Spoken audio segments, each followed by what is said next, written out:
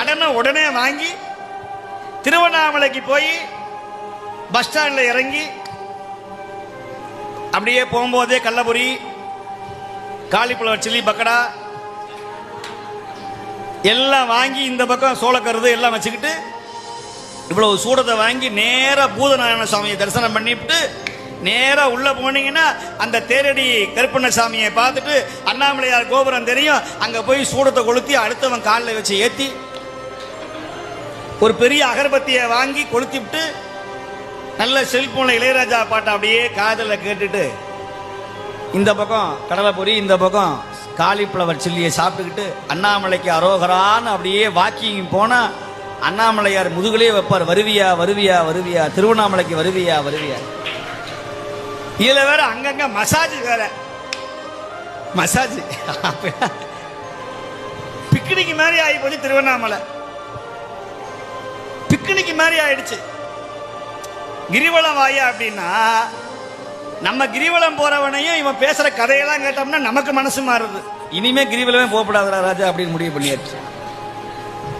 எப்ப போனாலும் கூட்டம், அமாவாசைக்கு போனாலும் கூட்டம், பௌர்ணமிக்கு போனாலும். அந்த மாதிரி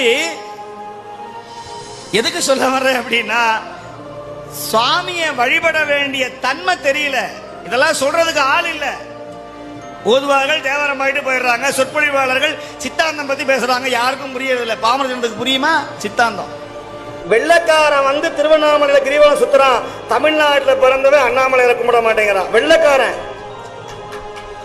இந்த நாட்டை அடிமையா வச்சிருந்த வெள்ளக்காரன் திருவண்ணாமலையில வந்து அண்ணாமலைக்கு அரோகரா அருணாச்சல சிவம்ங்கிறான். பக்கத்து ஊர்ல பிறந்திருக்கிற நம்ம அண்ணாமலையார் ஆந்திராக்காரன் வர்றான். இப்போ திருப்பதியை விட ஃபேமஸ் ஆகி போச்சு திருவண்ணாமலை. திருப்பதியை விட என்ன பண்றது, ரொம்ப மகிழ்ச்சி.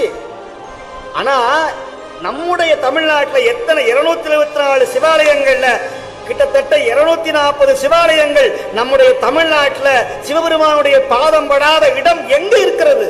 எங்கேயுமே கிடையாது. அப்பேற்பட்ட புண்ணியமான பூமி இந்த தமிழ்நாடு. நீங்க சிவனடியாராக வாகுவதற்கு நிறைய புண்ணியம் பண்ணி இருக்கணும். கழுத்துல ருத்ராட்சம் தரிக்கணும்னா அதுக்கு ஒரு பிறவியை எடுக்கணும்.